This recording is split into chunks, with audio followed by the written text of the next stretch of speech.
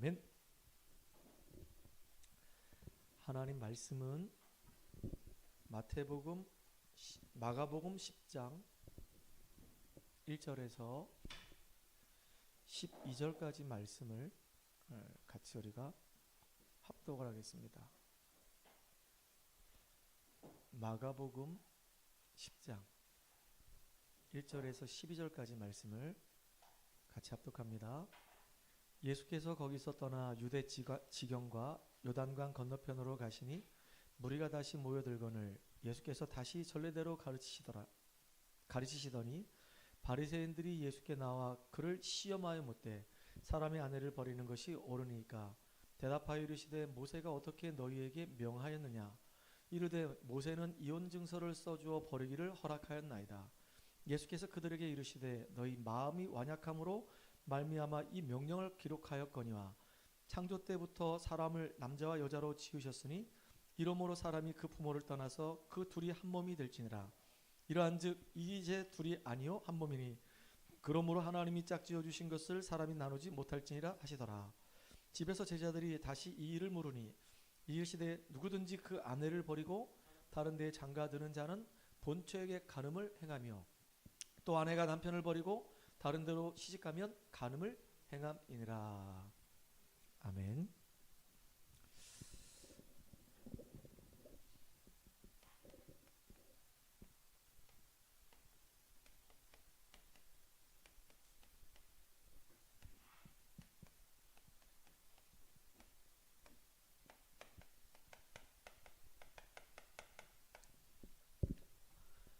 오늘 오후 시간에는 둘이 한 몸이 될지니라 라고 하는 제목으로 같이 말씀을 나누도록 하겠습니다. 오늘 본문을 좀 묵상하면서 사실 많은 고민을 했습니다. 오늘 본문의 내용은 뭐냐면 여기 지금 나와 있는 것처럼 아내를 버리는 것이 옳으니까, 다시 말하면 이혼에 관한 이야기를 하는 겁니다. 지금은 참 이혼이라고 하는 이 부분이 참 많이 보편화됐습니다. 제가 10년 전만 해도 속초에 있을 때 그 시청에 가보면 통계 연보라고 하는 게 이렇게 있어요. 거길 보니까 거기에 이렇게 기록이 돼 있어요. 하루에 1.6쌍이 결혼합니다. 그러면 또 하루에 1.5쌍이 이혼을 해요. 그러면 열흘을 따지게 되면 열흘 동안에 16쌍이 결혼을 하고 그 열흘 동안에 15쌍이 이혼하는 겁니다. 그럼 이혼율이 몇 프로입니까? 100%예요. 100명이 결혼했으면 100명이 이혼하는 겁니다.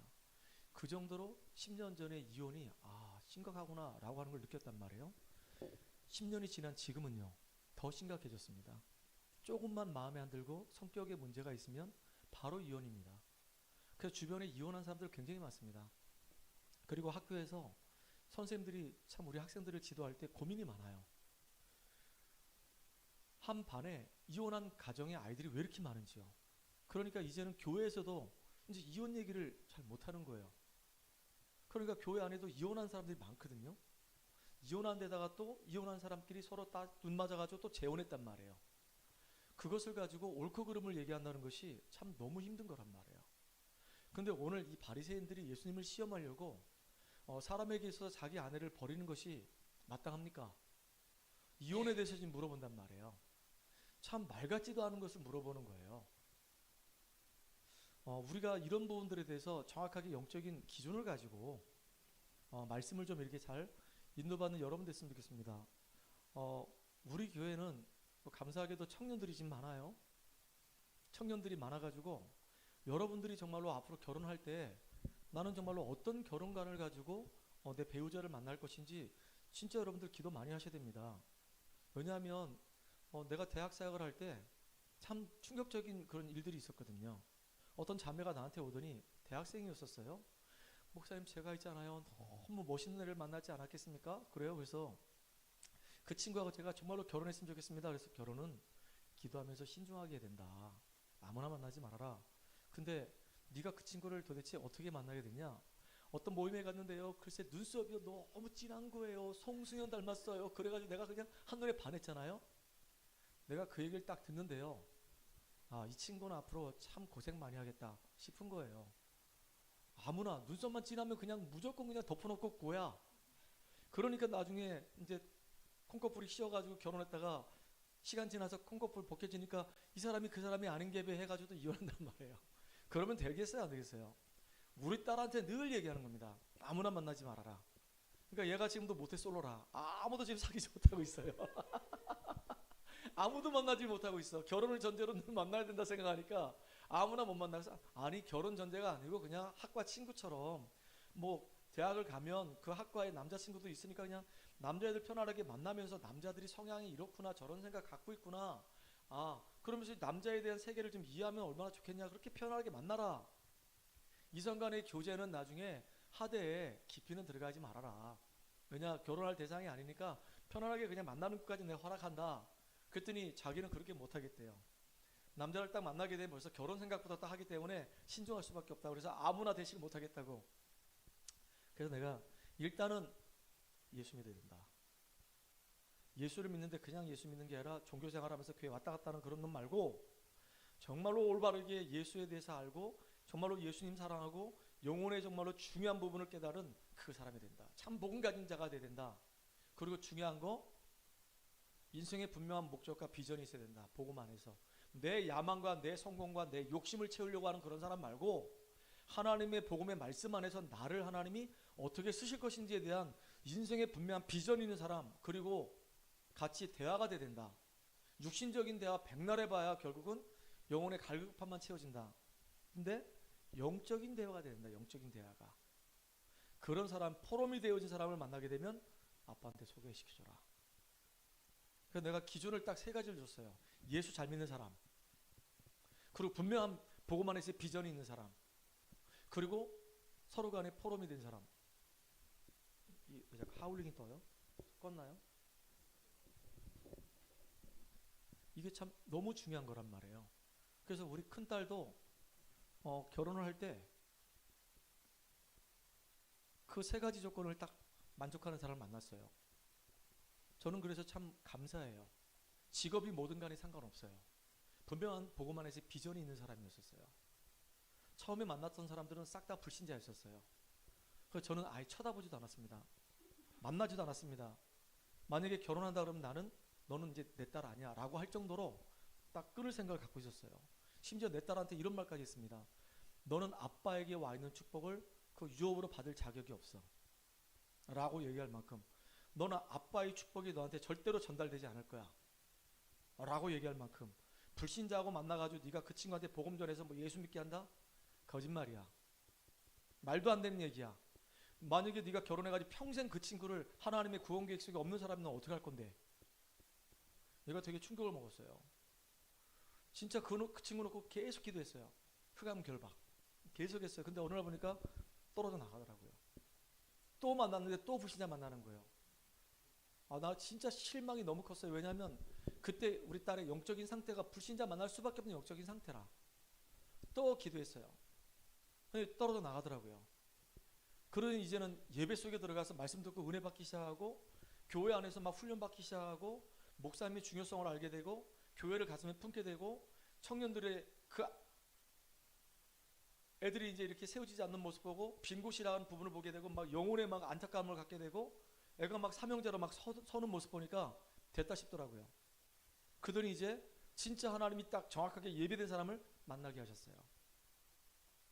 같은 찬양을 하고 찬양 사역에 대한 달란트를 갖고 분명한 미래 비전을 가지고 신앙생활을 올바르게 하고 있고 서로 포럼이 되어지는, 나는 진짜 이런 만남이 됐으면 좋겠습니다. 앞으로 우리 렘넌트들 다 그렇게 아무나 만나지 마시기 바랍니다. 하나님이 정말로 예배해놓은 축복의 사람이 있어요. 결혼을 늦게 해도 상관없습니다. 진짜 제대로 된 만남이 일어나야 된단 말이에요. 그러려고 하다 보니까 여러분이 구원의 이 길이 내 것으로 확 만들어버려야 되는 거야. 알겠죠, 주영아? 창세기 1장 1절에 보게 되면 하나님께서 말씀 가지고 세상을 창조하셨습니다. 그리고 난 다음에 우리 인간을 지으실 때 흙으로 지으시고 그 코에다 생기를 불어 넣으셨어요. 그래서 살아있는 영적인 존재가 된 겁니다. 하나님께 예배드리고 찬양하고 기도할 수 있는 가장 축복된 존재가 된 거예요. 짐승도 흙으로 만들고 새도 흙으로 만들고 우리 인간도 흙으로 만들었는데 그 코에다가 생기를 불어넣어서 생명이 된 존재는 우리 인간밖에 없어요. 그래서 우리 인간이 이렇게 소중한 거예요. 하나님의 형상을 가진 존재로 지음받았기 때문에 소중한 겁니다. 우리 이 영혼은 하나님께로 왔고 우리 육신은 부모님께 왔단 말이에요. 그러니까 하나님을 사랑하고 부모님 사랑하는 것은 인간으로서 가장 근본적인 거란 말이에요. 하나님과의 관계가 깨져버리면 사실 다 깨져버리는 거예요. 그래서 하나님은 우리 인간만 이렇게 하나님과 교제하고 예배드리고 기도하고 하나님과 은혜를 나눌 수 있는 이런 축복된 존재로 우리 인간을 가장 가치 있는 존재로 우리 인간을 만드신 겁니다. 그리고 그 사람에게 하나님은 복을 주셨어요. 생육하고 번성하고 땅에 충만하라. 정복하고 다스리라. 물고기들도 생육하고 번성하고 충만해라. 짐승들에게도 생육하고 번성하고 충만해라. 하늘의 새들에게도 생육하고 번성하고 충만하라. 똑같아요. 당연히 생육하고 번성하고 충만해야죠. 남녀 쌍이 만나가지고 새끼를 낳아야 되고 그 새끼들이 많이 낳아야 되고 점점점 번성해져가지고 온 땅이 쫙 충만해져야 되죠. 그건 당연한 거죠. 근데 중요한 게 뭐냐면 우리 인간에게만 두 가지를 더 주셨다 그랬어요. 정복하고 다스리라. 우리 사람들에게만 정복하고 다스릴 수 있는 놀라운 축복을 주셨단 말이에요. 어떻게 우리가 정복하고 다스릴 수 있냐? 그게 바로 예배입니다. 아담과 하와에게 하나님이 말씀을 주셨단 말이에요. 동산 중앙에 있는 나무의 열매는 먹을 수 있지만은 선악과는 먹지 말아라. 그걸 먹는 날에는 정령 죽으리라. 그거 만드신 이유는 우리를 불편하게 만들려고 만든 게 아니에요. 우리를 축복하시려고 우리를 보호하시려고 만든 거란 말이에요. 하나님과 우리 사이에 행위 언약이란 말이에요. 그러니까 에덴 동산에서 막 놀다가도 동산 중앙에 있는 선악과를 딱 보면 맞다. 하나님이 우리 창조하셨지. 하나님은 전능자지. 나는 피조물이지. 하나님이 내게 주신 은혜와 비전이 있지. 그래, 하나님 내게 지혜 주시고 힘 주셔가지고 하나님 만드신 이 모든 이 땅을 다 정복하고 다스리도록 주님 내게 능력 주세요. 이렇게 기도하라고, 주님 바라보라고. 그것도 동산 중앙에 딱 갖다 놨단 말이에요. 어디서든지 놀다가 보도록. 지금은 노아 홍수 사건 이후로 완전히 막 땅이 막 갈라지고 막 산이 막 올라오고 막 깊은 골이 생겨가지고 바다가 생기고 막 그랬지만 에덴 동산 때는 그냥 동산이었어요. 동산 이렇게 산이 없었어. 노아 시대 때 보게 되면 그때 당시만 해도 비라고 하는 게 없었었어요. 홍수가 뭔지도 몰랐어 사람들이. 홍수도 안 내렸다니까요. 그 정도로 살기가 너무 좋았던 시대였단 말이에요. 그러니까 막 동산에서 놀다가 하나님의 이 말씀을 기억을 하고 내가 누군지, 내가 얼마나 소중한지, 내가 무엇을 해야 될지를 깨달아라 그 얘기예요. 그런데 눈에 보이지 않는 존재가 있어요. 항상 이놈은 우리를 실패하게 만들어요. 절대로 이놈은요 우리가 행복한 꼴을 보지 않아요. 그래서 눈에 보이지 않는 이 사단은 계속 우리를 속여요. 아담과를 속였던 것처럼 지금도 우리를 속여요.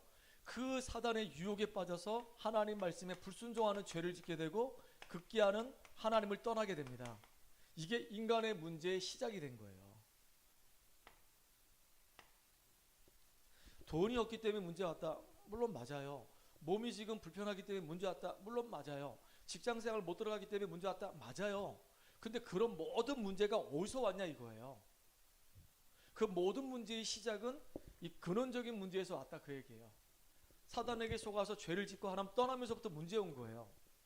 어떤 교회에서는 죄만 강조합니다. 죄의 시작이 어디서 왔을까요? 사단에게 속임수 때문에 온 거예요. 물론 죄의 선택은 우리 인간이 했어요. 자유의지를 가지고. 근데 이 악한 사단이 지금도 존재하고 있고 이게 지금도 우는 사자와 같이 광명의 천사처럼 우리를 속이고 있다는 사실을 알아야 돼요. 그래서 마귀로 틈타지 못하게 하라고 깨어서 기도하라고 성경에는 얼마나 이야기하고 있는지 몰라요. 많은 교회에서 지금 사단, 마귀, 귀신 얘기 안 해요. 그러니까 많은 성도들이 이 사단, 마귀, 귀신한테 얻어 터지고 있는데 이길 힘이 없단 말이에요. 예수님께서 이 땅에 오신 이유가 마귀의 일을 멸하기 위해서 오셨어요. 예수님이 이 땅에 오신 이유가 모든 죄와 저주 문제 끝내기 위해서 오셨어요. 그 예수 이름으로 영적인 싸움 해야 되는데 찬송가도 있잖아요. 마귀들과 싸울지라. 찬송가도 있는데 마귀 얘기, 사탄 얘기 절대 안 합니다. 그러니까 사단에게 얻어 터져가지고 지금도 피를 흘리고 계속 망해가는 거예요. 여러분, 예수의 이름의 권세를 가지고 승리하는 여러분들이 바랍니다. 이 악한 마귀가 눈에 안 보인다니까요. 눈에 안 보이니까 사람들이 안 믿어. 우리 하나님도 눈에 안 보이니까 사람들이 안 믿어. 그러면 공기가 눈에 안 보이면 공기 없다고 얘기해야 되잖아요. 우리 영혼이 눈에 안 보이면 영혼 없다라고 얘기해야 되잖아요. 우리 생각이 눈에 안 보이니까 없다고 얘기해야 될 거 아니에요. 근데 마음과 생각이 없습니까? 우리 영혼이 없습니까? 공기가 없습니까? 있잖아요. 하나님이 분명히 살아계시는데 영이시기 때문에 우리 눈에 안 보여요. 그 정도로 사람들이 하나님을 떠나서 영안이 어두워져 가지고 영적인 이야기를 전혀 못 알아듣는단 말이에요. 진짜 안타까운 거예요. 심지어 영이 죽어서 그 영혼이 지금 사단에게 딱 잡혀가지고요, 신분 자체가 마귀자녀예요. 불신자들은 마귀자녀예요. 돈이 많으면 돈 많은 마귀자녀, 얼굴이 이쁘면 얼굴이 이쁜 마귀자녀, 연예인이면 연예인 마귀자녀. 하나님 만나지 못한 인생은 신분 자체가 마귀자녀예요. 어떻게 그렇게 확신 있게 얘기할 수 있냐? 성경에 기록되어 있잖아요. 너희는 너희 아비마귀라고 그랬거든요. 아비마귀. 아비는 아버지의 줄임말이잖아요. 거꾸로 얘기하면 마귀자녀. 그러니까 마귀한테 딱 잡혀가지고 이 세상 풍속을 쫓아다닙니다. 제사 지내고 종교생활하고 교회를 다니는데 시계불알처럼 교회만 왔다 갔다 하면 그거 종교생활이에요. 복음을 정확하게 모른다? 종교생활 할 수밖에 없어요. 복음의 내용을 선명하게 알아야 돼요. 선명하게 알았다, 그 말은 무슨 말이냐면 다른 사람한테 이 복음을 전할 수 있는 상태가 된 것이 내가 복음을 깨닫고 누리는 거란 말이에요. 예를 들어 볼게요. 여기가 지금 이제 교실이라고 생각합시다. 우리 지금 아이들이 앉아가지고 수학 수업을 들어요. 오늘 내가 2차 방정식을 설명했습니다. 선생님이 칠판에다가 2차 방정식은 이런 원리를 가지고 이렇게 해를 구해야 되는 거야. 그 설명을 쭉 했어요. 애들이 다 수업을 들었습니다. 수업을 다 들었다고 해서 다 이해했다고 얘기할 수 없는 거예요. 그러면 정말로 이해한 친구는 내가 거기에 관련된 문제를 숫자 바꿔가지고 딱 냈습니다. 그랬더니 앉아가지고 그 문제를 푸는 친구는 이해한 친구예요. 더 확실한 거는 옆에 있는 친구를 가만히 보니까 못 풀고 있어. 그러니까 어떻게 되죠? 딱 붙어가지고 야, 이거는 있잖아, 이렇게 해서 이렇게 해가지고 이렇게 푸는 거야 라고 알려줄 수 있다고 한다면 그 친구는 그 시간에 수업의 내용을 정확하게 이해한 사람입니다. 맞죠? 복음도 마찬가지예요. 복음을 들어가지고요, 내 것이 된 게 아닙니다. 머리로 얼마든지 외울 수 있어요. 외워가지고 말할 수 있습니다. 그거는요 가짜잖아요. 진짜 이 복음의 내용이 나한테 부딪혀가지고 나의 복음이 돼야 되는 거예요. 그래서 이게 다른 사람한테 영향력 있게 파워풀하게 전달되는 그 복음이 진짜 복음이란 말이에요. 나는 진짜 나의 복음이 있냐? 이걸 여러분들이 봐야 되는 거예요. 그렇지 않으면 굉장히 많은 사람들이 다 종교생활합니다. 싹 다. 종교생활. 10년, 15년, 20년 다니고 집사, 권사가 되고 장로가 돼도 한 번도 옆에 있는 친구한테 그 영혼에 대한 무게감이 없기 때문에 복음 전할 마음이 1도 없어요. 내가 전도하라는 얘기가 아니에요. 전도할 마음이 진짜 복음 가진 사람한테는 생긴다니까요. 복음을 전하고 안 전하고 그건 두 번째 문제고, 야, 저 친구 정말로 지금 복음 필요한 거 아니야? 복음 전해야 되는데 라는 마음이 생긴단 말이에요. 그 마음이 없다. 그 사람은 내가 구원받았나? 점검해 봐야 돼요. 나는 진짜 복음을 정말로 나의 복음으로 내 것으로 만들었나? 점검해 봐야 돼요. 나는 지금 종교생활하나? 점검해 봐야 되는 거예요. 나는 그냥 멋스럽게 그냥 교회만 왔다 갔다 하는 건가? 습관적으로 왔다 갔다 하는 건가? 어릴 때부터 부모님들이 교회 다녔으니까 나도 덩달아 다니다 보니까 이게 습관화돼 가지고 종교화된 거 아닌가? 점검해 봐야 되는 거예요. 그래가지고 신앙생활 20년 하다가 결국 교회 떠난 사람들이 한두 명이 아닙니다. 너무 안타깝잖아요. 이것 때문에 시험 들고 저것 때문에 시험 들고 목사님 때문에 시험 들고 교회 성도 때문에 시험 들고 뭐 헌금 때문에 시험 들고 봉사 때문에 시험 들고 오만 때만 시험거리가 들어서 교회 떠났다고. 그래놓고 하는 말이 나도 교회 다녀봤어. 그렇지, 그건 교회 댕긴 거지 구원받은 사람이 아니란 말이에요. 여러분, 교회 구원받은 거하고 신앙생활하는 거하고는 달라요. 진짜 우리가 올바르게 복음 알고 올바르게 신앙생활하는 여러분 되기 바랍니다. 자칫 잘못하면요 이 세상 풍속을 따라간다니까요. 세상 사람들이 좋아하는 그걸 다 따라가요. 돈 따라가고 명예 따라가고 성공 따라가고 다 따라간다니까.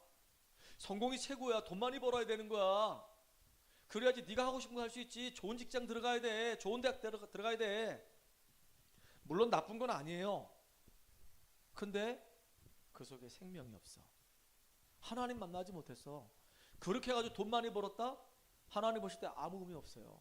그렇게 성공했다? 하나님 보실 때 아무 의미 없어요. 어느 날 갑자기 정신문제 오면요, 막을 길이 없다니까요. 그걸 이길 힘이 없어요. 오전에도 잠깐 설교했지만은 자살 왜 합니까? 내가 감당할 수 없는 큰 문제가 나를 짓누르기 때문에 너무 힘들고 내가 아무 힘이 없고 무능하다는 생각이 들고 무기력하니까 우울감에 확 빠져버리는 거예요. 그러니까 나의 존재 가치에 대해서 상실돼 버리고 좌절감과 낙심 속에 있다 보니까 거기다 우울증까지 오니까 이제는 내가 살 소망이 없구나, 죽어야 되겠다 해서 극단적인 선택을 하는 거란 말이에요. 나에게 오는 그 문제를 이길 힘이 1도 없어요. 얼마나 우리가 연약한 사람인 줄 아십니까? 강한 것처럼 보이는데 엄청나게 약한 사람이 우리 인간이에요. 너무너무 약하다니까요. 현실 문제 조그만만 빡 생기면요, 거기에 너무 우리가 예민해져 가지고 스트레스 엄청나게 받잖아요. 그 스트레스 계속 받으면요, 나중에 몸도 이상해져요. 너무 열받는다고, 화가 난다고 막 부어라 마셔라 계속 밤새도록 술만 계속 마신다. 나중에요, 간이고 뭐 이 신장이고 다 문제 와요. 위까지 싹 다 문제 온다니까. 병든다니까요. 아까도 그 얘기 했었어요. 우리 랩런트하고 대화하는데 운동을 너무 많이 하는데 그때는 잘못된 이야기를 들어가지고 운동할 때 물을 마시면 안 된다고 그래가지고 물을 안 마셨대. 그래가지고 운동을 많이 했대. 그러다 보니까 신장에 문제가 온 거예요. 얼마나 힘들었겠습니까? 병원에 딱 입원했는데 가서 보니까 신장에 문제가 있으니까 신장에 문제인 사람들이 모인 병실로 갔을 거 아니겠어요? 옆을 딱 보니까 신장에 문제인 사람들이 보니까 술 먹어가지고 막 망가져서 온 사람들 보니까 얼굴이 다 시커먼 거야. 다 신장 문제 오면 투석해야 될 거 아니겠습니까? 아찔한 생각이 들었겠지. 그 사람들이 그렇게 투석할 만큼 육신의 문제가 올 거라 생각했겠습니까? 어느 날 갑자기 이렇게 감당할 수 없는 질병으로 와요. 한번 신장이 망가지면요, 회복 불가능해져요. 계속 그렇게 살아가는 겁니다. 그러다가 이제 투석도 안 되면 이제 죽어야 되는 거예요. 어느 날 우리 인생은 죽어요. 이거는요, 아무나 피해갈 수가 없어요. 누구나 다 죽게 돼 있습니다. 아무리 대단한 사람도 죽어요. 누군지 다 죽어요. 한 번 태어나는 것은 하나님의 정하신 뜻이라고 그랬어요. 죽는 것도 어쩔 수 없어요. 죽어요. 왜 그럴까요? 이것 때문에 그래요. 하나님을 떠나서 하나님 말씀에 불순종했기 때문에 선악과 먹으면 죽는다, 그 말씀이 그대로 이루어졌잖아요. 영적 사망뿐만 아니라 육신 사망까지 와버렸어요. 하나님 말씀이 그대로 이루어진단 말이에요. 안 죽는 인간 없어요. 오래 살아봐야 120년이에요 120년 동안 살면 뭐 할 겁니까? 복음 없이 인분 제조기로만 살아가는 거지. 참 안타깝죠. 그리고 중요한 건 뭐냐면 후손이 망해요.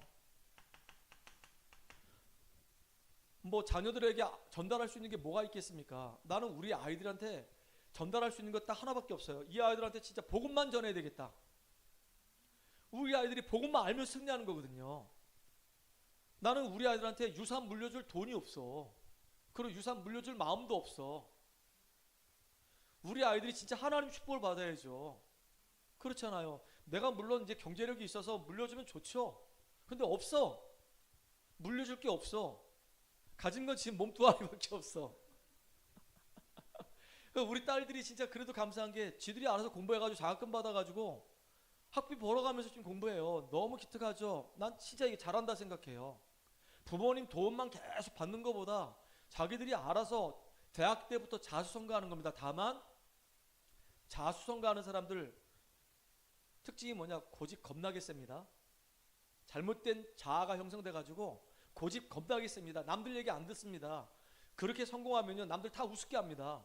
다 깔아 뭉겨버려요. 예를 든다면 우리 미연이가 자기는 이제 부모한테 손 벌려가지고 학비 안 받았어. 자기 장학금 받고 4년을 다 다녔어. 또 용돈도 자기 손 벌려서 안 받았어. 자기가 알바해가지고 학교 조교하면서 용돈 받았어. 그래서 자기 썼어. 친구 만났는데 얘는 보니까 부모님이 등록금 대주고 부모님이 학비 대줘. 거기다 용돈까지 줘. 그러면 그 친구 볼 때 이렇게 깔아볼 수가 있단 말이에요. 내가 굉장히 우월하게 느낄 수가 있어요. 착각입니다, 그거. 그게 아니고 그럴 수도 있겠구나. 그 사람의 형편은 그럴 수 있겠구나. 나는 나대로 하나님 앞에 서서 은혜 속에 있으면 되는 거예요. 저 사람은 그게 있든지 없든지 관계없이 저 영혼은 복음 들어야 된다. 이게 동그라미예요. 그렇죠? 그 눈에 보이는 건 사실 있거나 없거나 건 중요하지 않은 거예요. 근데 많은 사람들이 그렇게 잘못하면 엉뚱한 우월감에 빠질 수가 있단 말이에요. 자, 하나님을 떠나서 사단과 죄와 이 지옥 권세 아래 묶여버리니까 이렇게 우리 인생은 운명 속에 살 수밖에 없어요. 그래서 아무리 내가 착하게 살아도 우리는 이 죄 문제 해결할 수가 없어요. 하나님께로 갈 수가 없어요. 내가 종교 중에 그 어떤 것을 선택해서 잘 믿는다 하더라도 사단을 이길 수가 없어요. 내가 세상적인 지식을 많이 알고 공부를 많이 하고 요즘 말로 스펙도 많이 쌓다 하더라도 그거 가지고 우리가 하나님 만날 수는 없단 말이에요. 인간의 방법 가지고는요 하나님 만날 수가 없어요.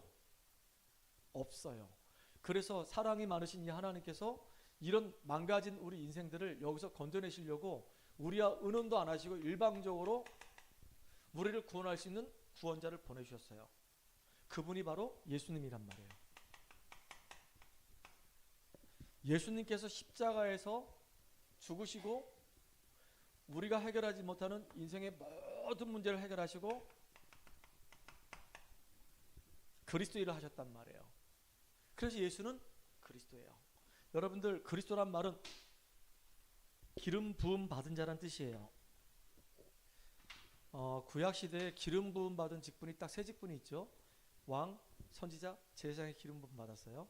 그래서 예수님은 참 왕으로서 사단을 박살내시고 하나님 만나는 길을 열어주신 겁니다. 하나님의 아들이 나타나신 것은 마귀를 멸하라 하심이라 했어요. 사단 박살내셨어요. 사단의 권세가 깨져버렸어요. 근데 존재는 지금도 활동해요. 태권도 구단이 타락을 하면 그 실력은 없어질까요? 그대로 있을까요? 태권도 구단이 타락하면 그 실력이 없어질까? 그대로 있을까?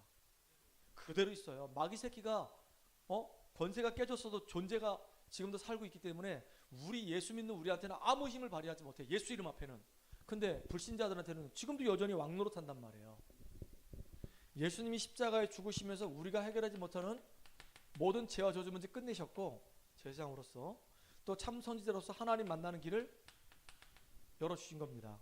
이게 너무너무 큰 축복이에요. 이거 모르고 지금 교회 다니는 사람 얼마나 많은지 모릅니다. 그래서 이 예수를 그리스도로 믿고 마음에 영접하게 되면 하나님 자녀가 되는 거예요. 믿음으로 말미암아 그 은혜로 인하여 우리가 구원받는 거예요. 행위로 구원받는 거 아닙니다. 내가 착하게 살았기 때문에 구원받는 거 아니에요. 율법을 다 지켰기 때문에 구원받는 거 아닙니다. 성경에 나와 있는 것처럼 8일 만에 남자들은 할례를 행했기 때문에 구원받는 거 아니에요. 예수를 믿음으로 구원받는 거예요. 그 구약에는 어떻게 구원받았을까요? 오실 메시아 바라보고 그 오실 메시아를 믿음으로 구원받은 거예요. 그 징표가 어린 양을 잡아서 피를 제단에 뿌렸단 말이에요. 이게 너무너무 중요한 거예요. 로마서 10장 9절로 10절에 보니까 마음으로 믿어 의에 이르고 입으로 신뢰해서 구원에 이른다 그랬습니다. 볼지어다 내가 문 밖에 서서 두드리고 있는데 누구든지 마음의 문을 열면은 그에게로 들어가서 그와 영원히 함께하겠다고 약속하셨어요. 언제요? 우리는 지금이란 말이 너무 중요한 거예요. 오늘도 오전 예배 때 말씀드렸잖아요. 하나님 만나야 된다. 예수 그리스도 이름으로 우리가 구원받았다고 한다면 문제, 사건, 만남, 일 속에 하나님이 보이면 우리 승리할 수 있어요. 그런데 문제, 사건, 만남, 일 속에 하나님이 안 보여. 사람이 더 커 보이고 문제가 더 커 보이고 일이 더 커 보이지 그 속에서 역사하시는 그 하나님이 안 보인단 말이에요. 만약에 하나님 보인다 그러면요 그 문제 이길 힘이 생긴단 말이에요. 하나님 안 보이면요 그 속에 빠져들어가 버려요. 요셉은 노예가 됐지만 하나님이 보였단 말이에요. 그러니까 하나님께 엎드려서 기도하고 오히려 요셉은 노예로 있는 동안에 하나님의 영광을 나타냈어요. 노예가 문제가 아니었던 거예요. 노예는 지나가는 거였었어요. 하나님의 언약 성취의 여정일 뿐이었었어요. 거기에 이 요셉이 끌려 들어가지 않았어요. 그렇죠? 여러분들이 그런 사람 되기 바랍니다. 요한복음 14장 16절로 17절에 보니까 예수를 믿고 영접한 자 속에는 하나님의 영 성령이 쏠랑 들어오셔서 우리와 함께 하십니다. 신분이 마귀의 자녀가 아니라 이제는 하나님 자녀가 되는 거예요. 그리고 하나님 자녀가 되면은 하나님의 영 성령께서 모든 것 생각나게 하시고 모든 것 깨닫게 하시고 우리를 평안으로 인도해 가십니다. 예전에는 운명 사주 팔자에 묶여서 마귀의 권세 아래 묶여서 끌려다녔지만 이제는 성령의 인도하심 받습니다. 그리고 늘 정신적으로 시달리고 육신적으로 늘 고통받던 우리가 이제는 예수 그리스도로 기도할 때 성령으로 충만해질 수가 있어요. 성령 충만해지면 영적인 힘 얻어버리고 마음의 힘 얻어버리고 생각의 힘 얻어버리고 육신 질병도 떠나가 버리고 그런단 말이에요. 성령 충만 받는 게 그렇게 중요한 겁니다. 그래서 우리가 예수 이름으로 기도할 때 눈에 보이지 않게 역사하는 이 악하고 더러운 이 흑암의 권세가 완전히 박살날 수 있는 권세가 주어졌어요. 불신자로 있을 때는 마귀한테 잡혀서 끌려다녔다고 한다면 이제는 예수의 이름으로 이 더러운 귀신 떠나갈지어다라고 권세를 사용할 수가 있어요. 마귀가 완전히 이 귀신들이 우리 인생을 자꾸 막 흔들었다고 한다면 이제는요 우리가 기도할 때마다 천군 천사가 동원돼서 하나님의 계획이 우리를 통해서 이루어진단 말이에요. 불신자들은 지옥 배경 속의 삶을 살지만 우리는 천국의 배경을 가지고 이 땅을 살아가는 거예요. 불신자들에게는 이 저주와 재앙이 운명처럼 그 자녀들에게 전달되지만 우리는요 이 복음을 누리면서 모든 세계를 살리는 이런 축복의 사람으로 우리는 쓰임받아야 되는 겁니다. 그러니까 여러분들 하나님의 은혜로 예수 그리스도 안에서 이 상태에서 우리가 구원받은 게 너무 감사하죠. 이제 구원받았다고 한다면 날마다 하나님 만나는 거, 하나님을 늘 체험하는 거, 성령 체험하는 거 너무 중요합니다. 그 속에서 내가 얼마나 가치가 있는지를 발견해야 되는 거예요. 그래야지만이 내 주변의 사람들이 보여지기 시작하고 그 사람들이 얼마나 중요한지도 알게 돼요. 그리고 그 영혼 놓고 기도하기 시작해요. 왜? 이 속에 있으니까. 문제의 원인은 이 문제 때문에 죽어져 가니까 뭐가 필요하냐? 다른 게 필요한 게 그리스도가 필요하니까. 그래서 진짜 이렇게 사람이 바뀌어진단 말이에요. 자, 하나님의 방법입니다. 구원에 대한 하나님의 방법이에요. 하나님은 이 땅에 그리스도를 보내기 위해서 한 사람을 선택하셔야 되는 거예요. 여러분 남자의 후손은요 죄 문제를 해결할 수 없어. 태어날 때부터 원죄를 가지고 태어났는데 어떻게 원죄 문제 해결할 수 있냐고요. 그러니까 남자를 알지 못하는 여자의 몸을 통해서 이 땅에 메시아가 오셔야 되는 거예요. 그래서 남자를 알지 못하는 동정녀 몸을 통해서 메시아가 오셔야 되는데 그 수없이 많은 동정녀 중에서 하나님이 한 사람을 선택했어요. 그게 누구냐? 그게 마리아예요. 마리아는 그러니까 하나님 앞에 축복받은 인생이죠. 선택받은 인생이죠. 근데 천주교에서는 그걸 오해해가지고 메시아를 낳았다 그래가지고 성모 마리아 해가지고 마리아를 예수의 어머니로 완전히 우상화시켜서 섬기고 있잖아요. 지금도요 천주교에서 마리아 이름으로 기도합니다. 예수 이름으로 기도하는 게 아니고. 참 오해를 해도 정말로 진짜 이상하게 잘못 오해한 거 있죠. 한 여인이 선택돼서 이 땅에 메시아가 오셔야 되는 거예요. 그 선택된 여인이 마리아예요. 참 감사하죠. 이 마리아마저도 예수를 그리스도로 믿고 구원받아야 될 사람이란 말이에요. 이해 가십니까? 근데 많은 사람들이 이걸 오해합니다. 어떻게 동정녀 마리아를 통해서 예수님이 이 땅에 오실 수 있을까? 이게 정말로 이게 영적인 과학이에요. 하나님이 왜 못하십니까? 남자에게 잉태돼서 아들을 딸을 낳게도 할 수 있는 분이 하나님인데 근데 남자에게는 아기집이 없잖아요. 여자한테는 아기집이 있잖아요. 하나님은 얼마든지 할 수 있단 말이에요. 이해 가십니까? 그리고 많은 나라 중에서 하나님이 한 나라를 선택하셨어요. 언제부터요? 아브라함 때부터. 네 본토 친척 아버지 집을 떠나서 내가 지시할 땅으로 가라. 내가 너를 복의 근원 삼을 것이고 너를 창대케 할 것이며 너로 말미암아 모든 족속이 복을 받게 할 것이다. 근데 그때 이제 아브라함의 아들 이삭의 아들 이 야곱이 야복강가에서 기도하다가 이름이 바뀌었어요. 앞으로 너는 야곱이라고 하지 말고 이스라엘이라 해라. 그리고 이 야곱에게는 12아들이 있는데 결국 그 사람들이 한 민족을 이루게 됐습니다. 왜요? 제사장 나라 되라고. 전 세계 살리는 복음 증거하는 나라 되라고. 근데 이스라엘 민족이 완전히 철저하게 망한 이유가 뭐냐면 우리 민족만 하나님 앞에 선택받은 민족 이렇게 된 거예요. 다른 민족은 전부 다 버림받은 민족. 완전히 이 선민사상에 빠져가지고요. 얘 복음도 안 전합니다. 그러니까 완전히 그냥 7번이나 재앙 만났어요. 성경은요. 이스라엘 민족이 7번 재앙 만났다 그 얘기예요. 나라 세워질 때까지 1950년 나라 세워질 때까지 2000년 동안 나라 없는 민족으로 유리방황했잖아요. 철저하게 망했던 나라. 이게 성경을 정말로 알더라도 거꾸로 알면 큰일 나는 겁니다. 알겠죠? 왜 하나님이 이렇게 한 사람을 통해서 이 땅에 메시아가 태어나게 만들었고, 그리고 왜 하나님이 한 민족을 선택해서 이렇게 하나님의 계획을 이루시려고 했냐? 약속의 성취를 이루려고. 그 약속의 성취는 구약에서는 가나안, 신약에서는 세계복음화입니다.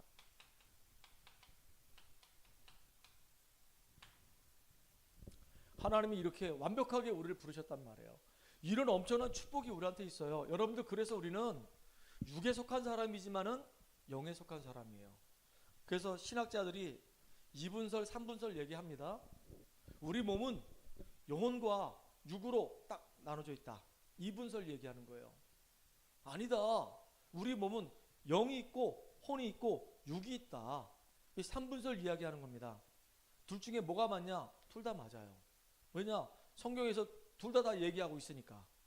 2분설도 얘기하고 있고 3분설도 얘기합니다.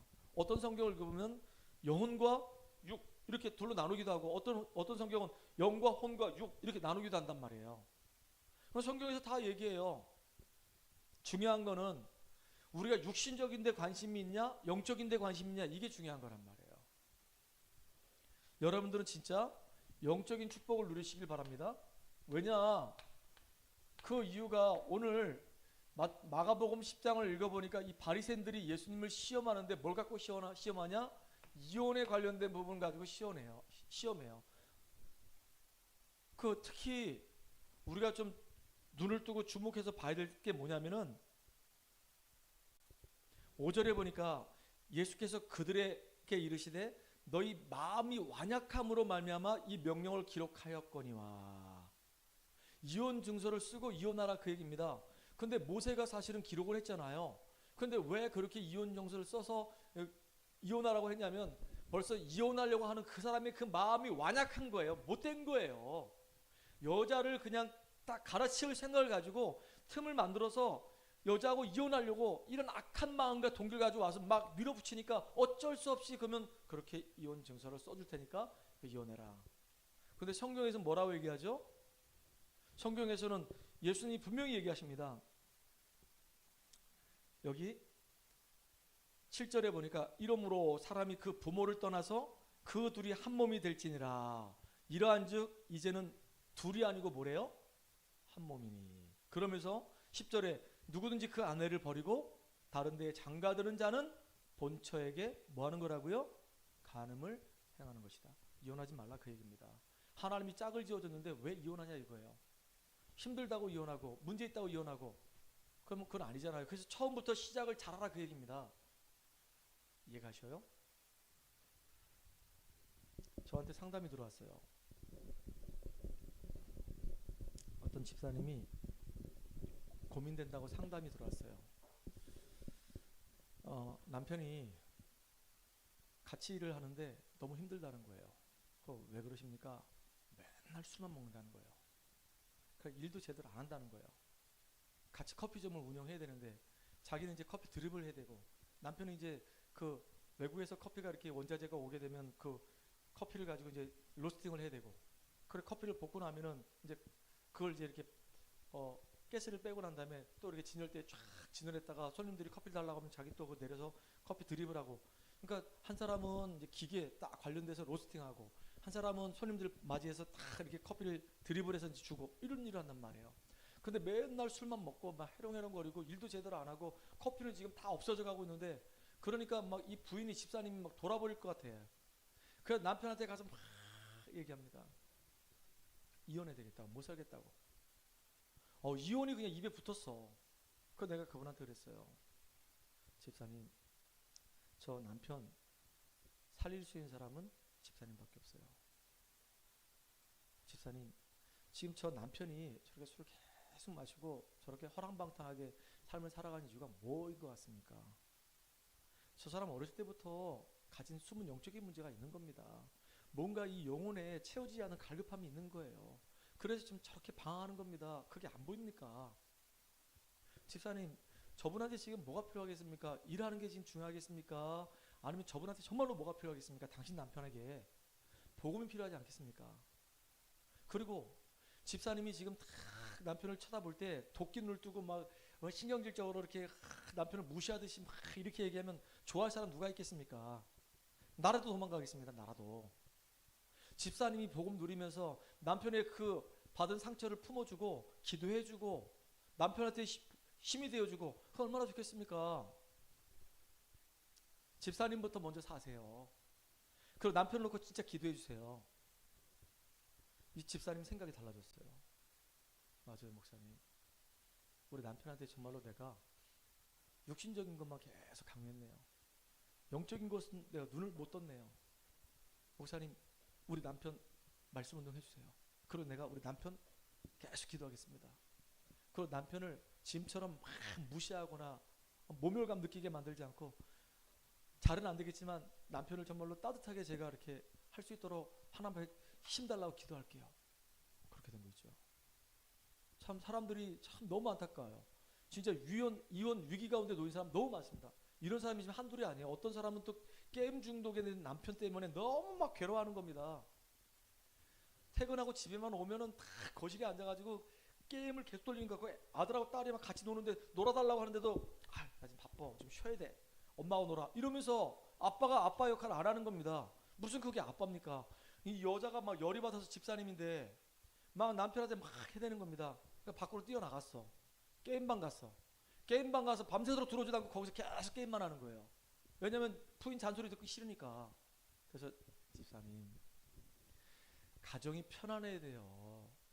집사님이 진짜 그 남편이 볼 때, 야, 진짜 우리 집사람은 예수 믿는 사람 맞구나, 참 정말로 하나님이 함께 하는구나, 나를 위해서 정말로 기도해 준 사람 맞구나, 하나님이 정말로 축복하는 사람 맞구나, 이게 느껴지고 남편의 속에 있는 그 갈급함이 해결될 때까지 지금 방황하는 거 아니냐. 지금 계속 게임기 돌아다니면서 뭔가 인생에 지금 이게 채워지지 않으니까 방황하는 거 아니냐. 어떻게 되겠냐. 복음 들어가야 된다. 살려야 된다. 알았다고 기도하는데, 그 남편이 언젠가부터 이제 교회 나오기 시작하더라고. 군인이었거든요. 대위. 그 지금 진급했어. 소령. 몰라, 그 10년 전 얘기니까. 지금은 중령일지 모르겠어요. 그때 당시엔 대위였고 진급했다고 그랬거든요. 감사하죠. 여러분들, 자꾸 사람들이 육신적인 것만 본단 말이에요. 여기 내용은 전부 다 육신적인 것밖에 안 보는 거야. 정말로 영적인 것을 보라는 사인입니다. 뭘 봐야 될까요? 나는 어떻게 구원받았는가? 이스라엘 민족들이 그 어떤 방법으로도 빠져나오지 못하는데 6월절 어린 양의 피 바르고 구원을 받았어요. 그리고 광야길 가는 동안에 오순절 굶어 죽을 줄 알았는데 하나님께서 그들을 굶어 죽이지 아니하시고 하나님이 그들에게 보리를 거둬서 먹였단 말이에요. 두 가지 설이 있어요. 광야를 나와가지고 애굽에서 나와서 50일 만에 광야에서 보리를 거뒀다라는 말도 있고, 가나안 땅 들어가가지고 50일 만에 보리를 거뒀다는 말이 있습니다. 어떻든 간에 중요한 것은 하나님이 그들을 굶겨 죽이지 아니하시고 인도하셨다는 내용이잖아요. 누림입니다. 여러분, 날마다 여러분의 삶 속에서 누림이 일어나야 되는 거예요. 초대교회 성도들이 오순절날 성령 충만을 받았어요. 우리에게 지금 필요한 게 뭐냐? 성령 충만입니다. 어느 정도로 하나님이 이스라엘 백성들을 축복하시냐? 창고에 곡식을 거둘 만큼 하나님은 우리 하나님의 성도들이 축복을 받길 원하시는 겁니다. 이게 수장절, 구약의 굉장히 중요한 세절기예요. 이게 영적인 축복이에요. 여기에 관해서는 아무 관심이 없어. 우리가 포럼을 하더라도요, 내가 구원받은 은혜가 너무 감사하고, 한 주 동안 하나님 나와 함께 하시고 나에게 인도하시고 응답하신 게 너무 감사하고, 지난주 말씀을 통해서 내 삶에 적용하고 성취된 게 너무 감사하고, 나를 통해서 정말로 생명들이 살아나고, 지금 어떤 사람들이 있는데 그 사람을 놓고 내가 지금 기도하고 있고, 이런 대화하면요 얼마나 좋겠냐고요. 근데 그런 대화는 거의 안 하잖아요. 거의 안 해요. 나부터도 그렇게 안 하더라고. 보니까 여러분 지금 뭐라고 얘기하기 전에 나부터도 안 하더라고. 그래서 내가 10월 달부터는 이제 캠프 현장 갈 마음을 다 갖고 있어요. 오늘 일부 예배 때 광고했죠. 이제 캠프 스케줄 나왔습니다. 기도하면서. 왜냐? 11월 달에 추수감사절이 있거든요. 그 바로 전주는 본 캠프, 그 전에 4주는 이제 예비 캠프로 이제 쭉 이제 현장을 선정해서 이제 들어갈 거란 말이에요. 그래서 사람들 만나고 복음 전하고 해야 될 거 아니겠습니까? 여러분 진짜 기도해 주시기 바랍니다. 자, 세 번째입니다. 왜 우리가 이렇게 하나님의 방법, 구원의 계획과 왜 하나님이 영적인 축복 주시려고 하느냐? 너무나도 이 유대인들이, 다시 말하면 바리새인들이 바리새인들의 생각과 예수님의 대답을 좀 보세요. 이것들이 예수님을 시험하려고 물어보는 겁니다. 이혼에 대해서. 그러니까 예수님이 얘기했잖아요. 모세의 법에는 뭐라 기록되어 있냐? 예수님, 여자를 이렇게 버리는 거에 대해서 어떻게 생각하십니까? 같이 살다가 이 여자가 지금 마음에 안 들어서 이 여자하고 이혼하는 거에 대해서 어떻게 생각하십니까? 한번 예수님을 이제 본떠서 시험해보는 거예요. 가치도 없는 얘기를 물어보는 겁니다. 그때 예수님이, 야, 네가 그거 물어봤는데 너는 유대인 아니냐? 너 바리새인 아니야? 니들이 진짜 좋아하는 그 모세의 법에는 뭐라 돼 있어? 이혼 증서 주고 이혼하라고 합디다. 야, 그게 진짜 이혼 증서 주면서 이혼하라고 한 얘기야? 너희들이 완약하니까, 너희들 생각이 악하니까 어쩔 수 없이 그렇게 써준 거 아니야? 너희들이 지금 이 여자 만나 사귀다가 재미가 없고 저 여자가 더 마음에 드니까 이 여자하고 이제 사귀려고 하다 보니까 모세의 법에 자꾸 걸리잖아. 그러니까 이 여자 이제 어떻게 하면 이제 헤어지고 저 새 여자가 만날까 하다 보니까 꼬투리 잡아서 이혼하고 새 여자 만나려고 그런 악한 감정 가지고 얘기하는 거 아니야? 그래서 그렇게 한 거 아니야? 얘기했단 말이에요. 그러니까 영적인 데는 전혀 관심이 없어. 근데 더 안타까운 거, 집에 들어왔는데 제자들도 똑같은 질문해요. 여러분, 우리는 영적 포럼 되어지길 바랍니다. 육신적인 얘기 하지 말란 얘기 아니에요. 저는 우리 집사람한테 굉장히 많이 스킨십을 하려고 합니다. 막 도망가요. 막 내가 너무 좋아한다는 표현을 안 하면 안 돼. 나이가 들수록 더 많이 해줘야 돼. 그래서 사랑한다 그러고 이제 안아주기도 하고 스킨십도 하고 막 그래요. 쓰다듬어주기도 하고 그런단 말이죠. 계속 육신적인 것도 해야 돼요. 근데 더 중요한 거, 만남이 이제 중요하고 영적인 포럼 많이 한단 말이에요. 그게 꼭 필요합니다. 알겠죠? 자, 결론입니다. 여러분, 부부가 결국은 감정에 골이 생겨서 싸우면 이혼하지요. 그러니까 왜 싸우냐? 남편이 여자 쳐다보고 여자가 남편 쳐다보는 겁니다. 여자는 이렇게 얘기합니다. 나만 사랑해.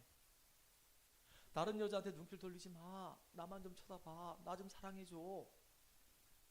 그러니까 이제 그게 안 채워지면 이제 갈등 생기는 거예요. 문제 생기는 거예요. 그래서 중요한 게 뭐냐? 남자도 여자 쳐다보지 말고 여자도 남자 쳐다보지 말고 둘 다 누구를 바라보라? 하나님 바라보란 얘기예요. 둘 다 하나님 바라봐야 돼. 여러분들 고등학교 2학년 때 주로 수학여행 가잖아요. 수학여행 갔을 때 단체 사진 찍을 때 어떻게 하죠? 사진 기사가 카메라 딱 여기다 세워놓고 쭉 다 앉으라고 해놓고 그냥 철푸덕이 앉아, 무릎 앉아, 서 있어. 사이사이 들어와. 너 머리 안 보여. 사이 끼어들어와. 막 이러면서. 그리고 여길 보세요. 다 카메라 보라 그러잖아요. 딱 카메라를 전부 다 딱 응시할 때 찰칵 찍는단 말이에요. 그럼 사진이 이제 딱 제대로 나온단 말이에요. 근데 카메라 응시 안 하고 여기 쳐다봐. 그리고 저기 쳐다봐. 이렇게 장난치고 있어. 사진 딱 찍으면 어떻게 될까요? 이게 뭐지? 작품이 나오지 않아요. 그러니까 서로가 서로를 쳐다보면 작품이 안 나와. 하나님을 쳐다보게 되면 작품이 나와. 그래서 그리스도 중심이 되라 그 얘기예요. 더 중요한 거, 남편 내 것 아니에요. 아내 내 것 아니에요. 내 자식들 내 거 아니에요. 하나님 것이에요. 하나님이 나에게 맡겨주신 거예요. 일단 우리 딸들한테 얘기합니다. 너희들은 내 거 아니야. 하나님이 나에게 주신 소중한 선물들이야. 그래서 내가 할 수 있는 범위 안에서 최선을 다해서 도와줄 거야. 그러니까 너희들은 영적인 싸움이, 기능 싸움이, 문화 싸움에서 세워져야 되는 거야. 하나님의 것. 자꾸 내 거라고 생각하니까 이제 문제가 되는 거예요. 그 남녀가 사귈 때 너는 내 거야. 여자도 남자한테 당신은 내 거야. 남자도 여자한테 너는 내 거야. 내 맘대로 해야 돼. 무슨 내 거야, 내 거. 하나님의 것. 따라해보세요. 하나님의 것. 자꾸 내 맘대로 하려고 그래요. 하나님께 인도받도록 이렇게 해줘야 되는 겁니다. 그래서 진짜 여러분들 기억하세요. 아, 우리 가정은 진짜 하나님이 기뻐하시는 축복된 가정을 만들어야 되겠다. 저는 무조건 양보합니다. 내 주장 별로 안 합니다. 뭐 먹으러 갈 때 한 번도 내가 주장한 적 없습니다. 당신이 먹고 싶은 거 먹어. 그럼 항상 자기가 먹고 싶은 거 먹으러 갑니다. 그리고 내가 오늘 내가 이거 나한테 물어보길래 예를 든다면 당신 뭐 먹고 싶어요? 나 오늘 부대찌개 먹고 싶다. 아 그래요? 그럼 우리 저기 칼국수 먹으러 가요. 아 그래 알았어. 나보러 뭐 먹고 싶다고 물어보놓고 자기가 칼국수 먹고 싶다고 그래. 그럼 글로 가는 거야. 왜? 싸울 요지가 없어. 왜냐면 우리 아내가 너무 사랑스럽고 그 영혼이 귀하니까. 그렇죠. 육신적인 거 그거 중요하지 않아요. 뭘 먹으면 어떻습니까? 그렇죠.